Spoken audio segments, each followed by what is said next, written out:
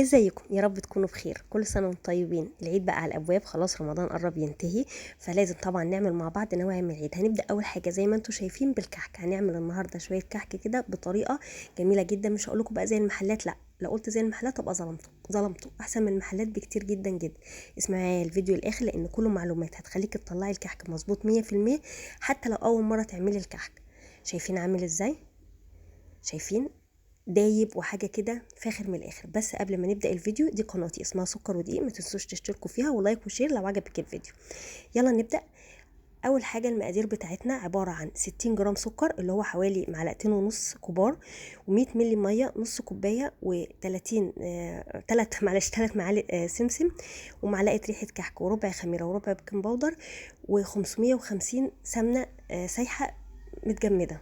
يعني هي تبقى سايحه ومخرجينها من التلاجة، ونص كوبايه ميه دافيه. ومعانا كمان كل ده على مقدار كيلو دقيق، وربع بيكنج باودر، وربع خميره. طبعا هنبدا واحنا بنقول هقول لكم كل حاجه وايه فوائد كل حاجه بالظبط معانا.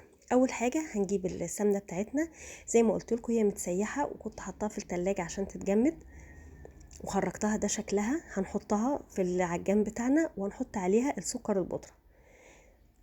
سكر البودرة 60 جرام سكر بودرة بما يوازي معلقتين ونص. انا هكتب لكم كل المقادير بالميزان وبالمعلقة وبالكوباية كلهم في صندوق الوصف.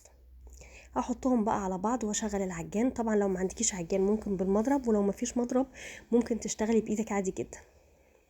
الموضوع هيبقى سهل. لو بالعجان بياخد من دقيقتين لتلاتة، بايدك بياخد من حوالي 7 دقايق او 8 دقايق عجن. تمام كده. الميه معانا زي ما قلت لكم نص ميه دافيه. لو انت عايزاه ناعم قوي تستخدمي نص كوبايه ميه دافيه 100 مللي. اللي عارفين كوبايه الشاي اللي هي العاديه بتاعتنا اللي في كل بيت دي، بنستخدم نصها. لكن لو انت عايزاه ماسك نفسه شويه بتحطي كوبايه كامله. ما بتعجنيش بحليب، الحليب بينشف الايه الكحك معانا. تمام كده. شوفوا احنا عجناها بعد لونها فتح ابيضت ازاي. ده الملمس بتاعها اهو. هبدا بقى انزلها وهضربها كمان مره. انا عايزاها تكون انعم من كده. هي عملت معانا هي بالظبط كده زي ما يكون كريمه. السكر والسمنه زي ما يكون كريمه. طبعا بيفضل انك تعملي الكحك بالسمنه البلدي، لكن ممكن لو ما عندكيش عادي تستخدمي اي سمنه. لكن الزبده لا، لان الزبده بيبقى فيها ميه وممكن هتبوظ معاكي الكحك، مش هيطلع بالنتيجه اللي انت عايزاها. لكن السمنه طبعا بتبقى ايه، لما بتتسيح الميه بتاعتها كلها بتخرج منها، فبتبقى سمنه بس، ولازم تكون متجمده معانا. هبدأ بقى احط بقية المقادير بتاعتنا. بعد ما ضربنا السمنة بالسكر البودرة هحط كيلو الدقيق كله، و3 معالق السمسم، ومعلقة ريحة الكحك انا نسيت اقول لكم في المقادير. ومعانا ربع بيكنج باودر، وربع خميرة. الخميره والبيكنج باودر دول المسؤولين على ان النقشه بتاعه الكحك ما تروحش. ساعات كده مثلا حد يقول ايه، انا عملت الكحك بس لما خرج من الفرن النقشه بتاعته راحت او اتمسحت. لا، لو حطيتي ربع معلقه البيكنج باودر وربع معلقه الخميره هتطلع النقشه بتاعته مظبوطه زي ما يكون لسه حطاه بالظبط.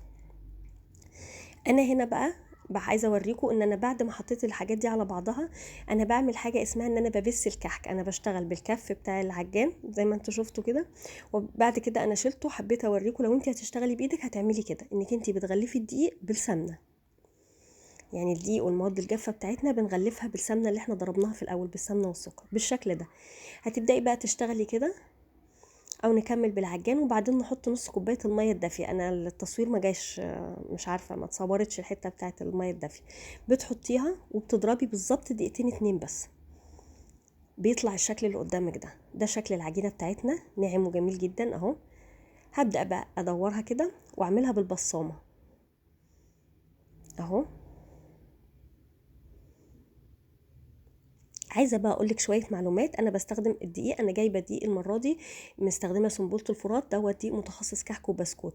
انت بتستخدمي دقيق برضو ممكن تستخدمي اي نوع، جميع الاستخدامات. دقيق الضحى ممتاز جدا، في دقيق الكوثر، كل انواع الدقيق اللي انا بقولك عليها دي جميع انواع الاستخدامات بيبقى الاستخراج بتاعها 72%. بيبقى مكتوب على الكيس من ورا استخراج 72%. ده مهم جدا، ده ما بيعملش عرق، وده بيعمل معانا الكحك والبسكوت بيكون كويس جدا.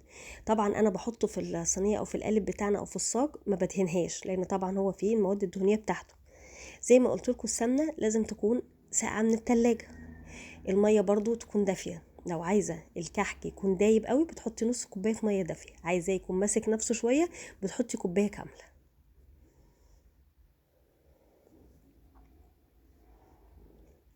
طبعا انا بفضل انك انت في كل نواعم العيد تستخدموا الميزان افضل من الكوبايه، لان الكوبايات بتختلف، في حد ممكن يستخدم كوبايه معياريه، حد ممكن يستخدم كوبايه الشاي.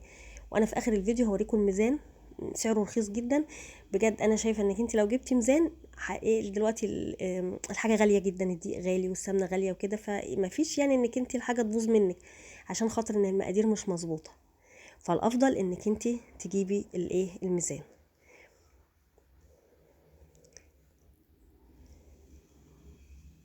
انا بعملهم عشان تطلعي انا كده هو الكيلو طلع عندي، كيلو الدقيق طلع عندي 2 قالب ونص. عملته هو بالشكل ده.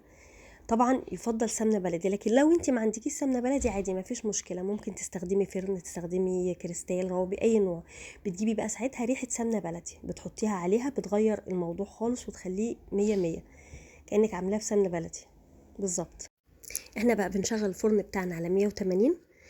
وبعدين طبعا لو انت الفرن بتاعك يعني حرارته قليله قوي بتشغلي على 180، ممكن لو الفرن عالي قوي بتشغلي على 160.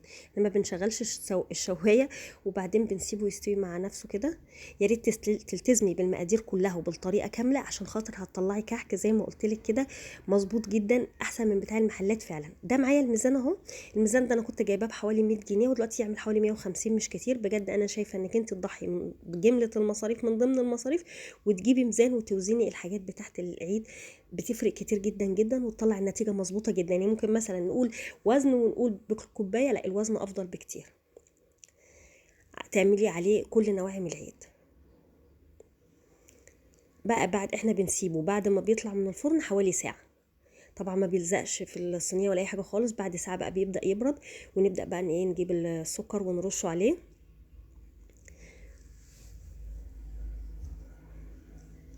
شايفين شكله؟ انا طبعا رصيته بقى في العلبه اهوت، حاجه كده جميله جدا زي ما قلنا كده فاخر من الاخر. وده بقيته اهو، يعني انا رشيت على بعضه سكر وبقيته ما كملتش، يعني الباقي ما كملتوش سكر. وان شاء الله هنكمل بقى، هنعمل بقيه نواعم العيد باذن الله. ويا ريت الفيديو يعجبكم، يا ريت تجربوه وتقولوا لي النتيجه. ولو اي حد عايز اي سؤال يبعتهولي في التعليقات. وكل سنه وانتم طيبين.